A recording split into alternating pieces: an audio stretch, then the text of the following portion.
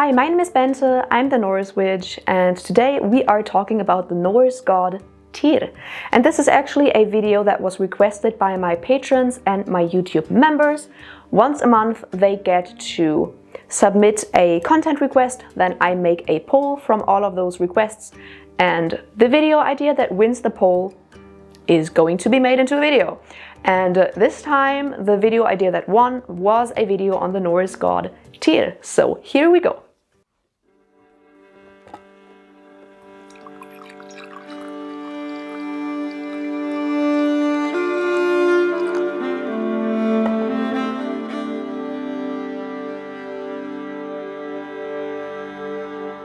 First of all, as always, what do we know about Tyr?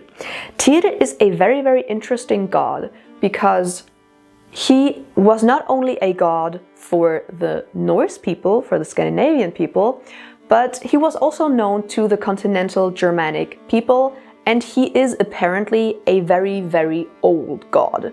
So it's not like he was invented in the Viking Age or something. He seems to go way back, and his worship does too. His older Germanic name was Tivas, which might sound familiar if you know about the runes. There is an older Futhark rune that is called Tivas, so of course that is Tyr's rune. And fun fact, Tyr is actually a Jotun. Another one, there seem to be very little Aesir that are not at least half Jotun. So he is actually a Jotun. There is an Eddic story that tells about like Thor and Tyr visiting his dad, but his mom is also there, so they meet his family and they're Jotuns. His dad is called Hymir. And yeah, Tyr is actually a Jotun, another one. Tyr, or Tivas for the continental Germanic peoples, seems to have been an extremely important god for them. Maybe even the most important god. He was probably their supreme sky god and also a god of victory and battle. But I cannot get over the sky god thing. For some reason now it's stuck in my head. When I think about Tyr, I always think sky daddy. So there you go. I hope it's stuck in your head now too. Tyr is a sky daddy. The Romans also knew about Tivas, and they associated him with their god of battle and war, Mars. But it is very interesting because they didn't just call him Mars, which they do a lot with Germanic gods. They just look for the closest god of their own pantheon that makes sense and they can be associated with that Germanic god. And they just use their Roman god's name to talk about the other Germanic god. But with Tyr, they only just call him Mars. They call him Mars Tingsus, which is very interesting because that connects him to the thing or the ting, so the old assembly for law speaking. So this is to me very, very interesting because we have Mars, but then we have also Tingsus. So there's not just the association with war and battle and victory in war again, but also again the association with law speaking, with order and with justice. What's also very, very interesting is that it seems like while Tivas was basically transforming into Tyr, he seems to have given up a lot of his characteristics and they were taken over by Odin. So if we look at Odin, for example, he's also a war god, he's also a victory god, he's also a god of wisdom, which I will go into later. But Odin seems to have taken over a lot of characteristics of Tyr, or back then Tivas, over the years. So Odin seems to kind of be a merged god that took over like characteristics of both Wodan but also Tivas. So I think that is very, very fascinating. And it also makes sense then why we do not have a lot of Eddic stories about Tyr. He does not appear in a lot of stories, especially as a main character. There's basically like, I don't know, 2 stories where he's like one of the main characters, and in one he's actually not even important.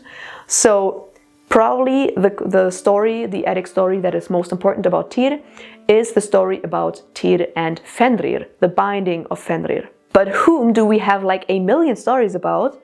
Correct, Odin.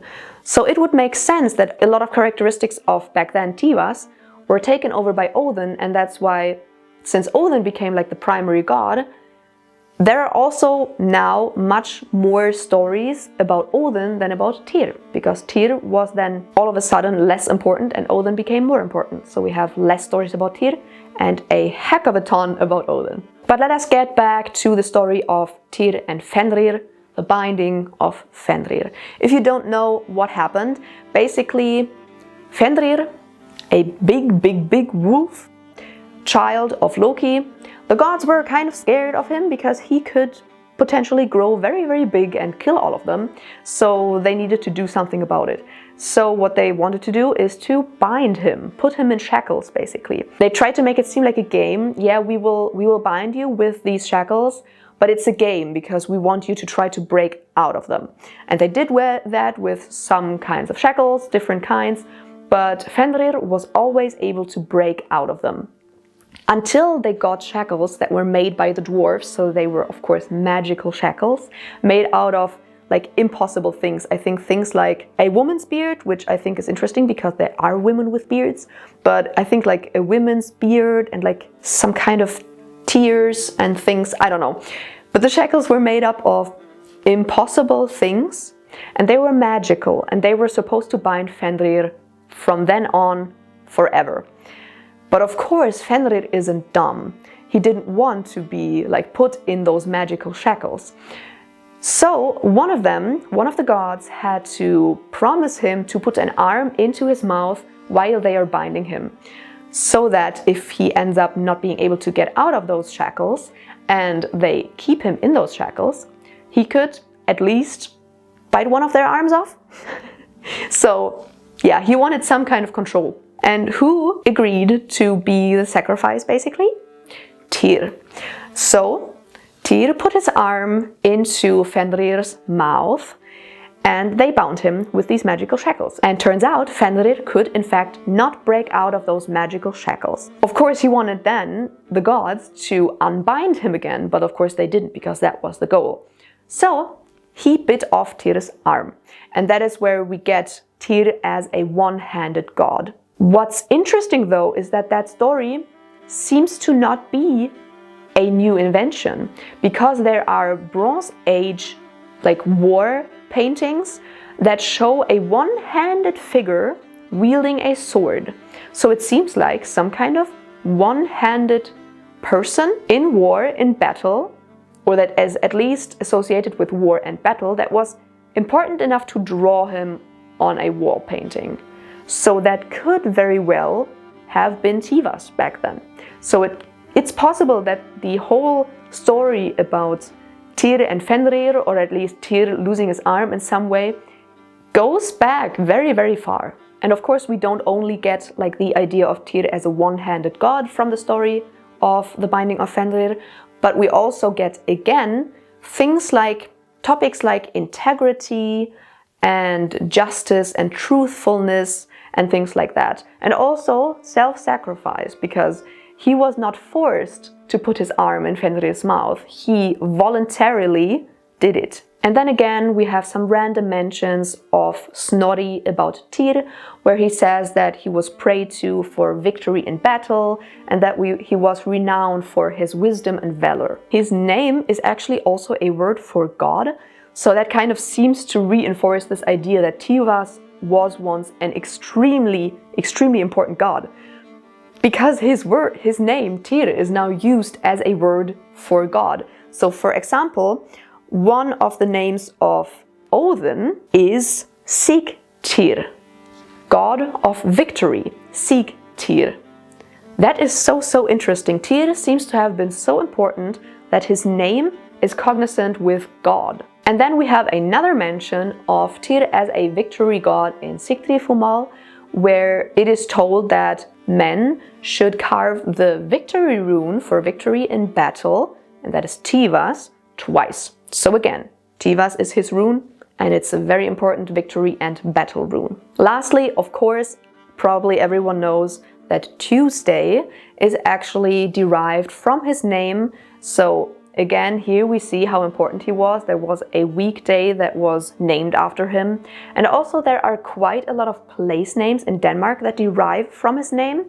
Not so many in Norway and Sweden though. So Denmark seems to have been like the primary part where he was worshipped, which of course makes sense if we think that maybe he came basically from continental Germanic places and then traveled, or the idea of him traveled from there to Scandinavia. Denmark, of course, is the southern part of Scandinavia, so of course it makes sense. There's much more exchange between continental Germanic people, more in the center, maybe like central Germany or somewhere, with people in Denmark than with Sweden, or let's just say northern Sweden or northern Norway. So yeah, that is what we know. If we wrap it up, we can say Tyr was definitely insanely important. So even if you're not a Norse pagan, but more of a Germanic pagan, Tyr was probably a very important god for you. But he was still important also for the Norse peoples. He was definitely a god of like war and battle, especially victory in war and battle, but also a god of justice and law, a god of self-sacrifice, integrity, truthfulness. So I kind of feel like that also combines with the victory in battle, because I kind of feel like he was more of a god probably that would give victory in battle to like the people who deserved it, maybe using like war and victory in war as a way of bringing justice. Maybe. To me that would make sense with his name as Mas Tingsus, so kind of a combination of war and justice and law, but who knows. But yeah, those are definitely like his main things. War, battle, like bravery, victory, and law, justice, integrity, self-sacrifice, truthfulness, things like that. So now let us look at some ideas for offerings to Tyr. So first of all, of course, he has his own weekday. Tuesday is his day. So if you want to give him an offering, maybe do it on a Tuesday. In my experience, that makes it much more potent and powerful, and also nicer and easier to connect to like the deity. I haven't done it with Tyr yet, but with others. So maybe that's a possibility. Then, of course, we have him as a god of victory in battle and in general bravery, war, battle, topics like that. So I kind of feel like any type of war and battle related things would be good offerings. So for example, like we have a lot of offerings of swords and stuff, in general weapons in bogs and stuff. Maybe those were offerings to Tyr, who knows? But of course nowadays you should not throw a sword into a bog. So you can do it in a different way. You could of course like just get some decor pieces maybe and give those as an offering, but what I was primarily thinking about was devotional jewelry. I personally really like that, and there are a lot of very nice jewelry pieces with sword pendants or axe pendants. Of course, like the axe pendants go also way back to the Viking age, so maybe you can get like a recreation of a Viking age axe pendant and wear that for Tyr. I kind of feel like that would be a great offering. In general, I kind of feel like, because I do not have any experience with Tyr, so I don't know, but intuitively I would think, because of the things he's associated with, that he's more of a god that likes devotional acts as offerings and less physical offerings, like less meat and food, which is of course fine always, it's always fine. But I kind of feel like he would be maybe a deity that appreciates devotional acts more than food or drink. If you have experiences with Tyr, then definitely tell me in the comments if that is correct, because that's just like my intuitive thought. I don't know. Then of course Snorri mentions him also as a god of wisdom. So kind of like with Odin, I kind of feel like you could learn as a devotional act. It doesn't really need to be one specific topic. I kind of feel like you could learn about anything, but acquiring knowledge and wisdom, I kind of feel like that would be a nice devotional act for Tyr too, just as it would for Odin. Of course, a very obvious one would be anything with the Tivas rune on it.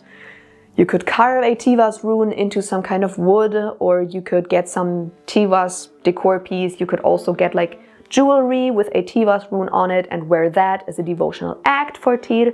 But of course, I mean, Tivas is his rune, so it's kind of a given that you could use that for offerings. Something I feel like would be an amazing offering to Tyr, again a devotional act, would be, because he is a god of justice and law and stuff like that, but especially justice, why don't you like get into activism, like social justice, for example, some kind of activism in his honor? I kind of feel like that would be amazing. Like if you would do that for some kind of god, I kind of feel like Tyr would be it. And then lastly, not necessarily an offering, but Tyr is a god of oaths and truthfulness, keeping your word. So if you promise something to him or you swear an oath to him or something, I kind of feel like you should not break that. I feel like that would be a bad idea. And now usually after the offerings I start talking about my own experience with the deity that I'm talking about, but again, I don't have any experience with Tyr, so I cannot give you anything. But of course, we still have the community's experiences, so let's dive right into the community's experience with Tyr. Working with Tyr feels like having your estranged uncle in the mob visit with no prior warning. Starting interesting. I don't really know what that means, but it's interesting. Kind of sounds like Tyr just comes in and is like, well, surprise. I don't know. For me, Tyr is more than anything the god of courage. He has helped me many times when I've been struggling with my own courage. He helped me overcome many things, including my agoraphobia. Okay, first of all, that's amazing. And I definitely see that. I mean, he's a war and battle victory god, so of course you need a lot of bravery and courage there, but also he was brave enough to put his arm into Fenrir's mouth and have him bite off his arm. So that is insanely brave and courageous, so I can definitely see that. Now we have a longer one. Oh, I have so many lovely experiences with Tyr. I don't work as closely with him these days as I used to, but when I was younger and I used to volunteer at the courthouse, great, I had a very nice relationship with Tyr. Him being the god of war and justice, I was originally pretty intimidated by him, thinking he'd be stern and unforgiving, but I found him to be really gentle actually, especially as a disabled god, which I feel gets overlooked quite often. Oh yeah, I didn't even think of that. That's so stupid that I didn't even think of that. Yes, of course. I think he's the only disabled god in the Norse pantheon. I didn't even think of that.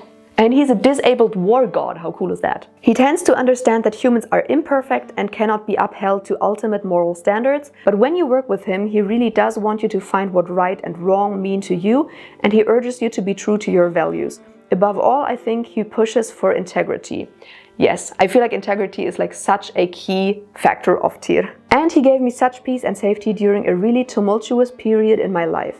I still love to honor him on Tuesdays, even if we don't work as closely together anymore. And I still sometimes reach out to him when I need help staying disciplined and getting work done. He really is an incredible, kind, incredibly strong deity, and I have a lot of love in my heart for him. That sounds like an amazing god, actually.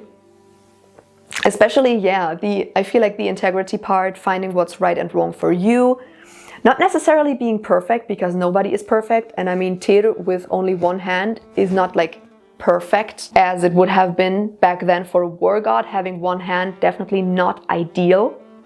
So that makes a lot of sense to me. I work with Tyr regularly, usually for justice workings. I feel so much injustice towards the LGBTQIA in the US. I feel hopeless, and turning to Tyr helps. Yeah, I definitely see that. I kind of feel like you could also just petition him maybe for any kinds of injustices to make them right again. Maybe he could help for that. I've always been drawn to Tyr over Odin, and I was also born on a Tuesday. I also hate injustice, and it bothers me forever more if I feel like a situation wasn't resolved fairly. I just can't let it go. I feel like he can be quite tough in the justice aspect, but only because it's not always the justice you want to see, but what is the right outcome, whatever that might be. And that isn't always what you want, but that's kind of tough luck. I see that.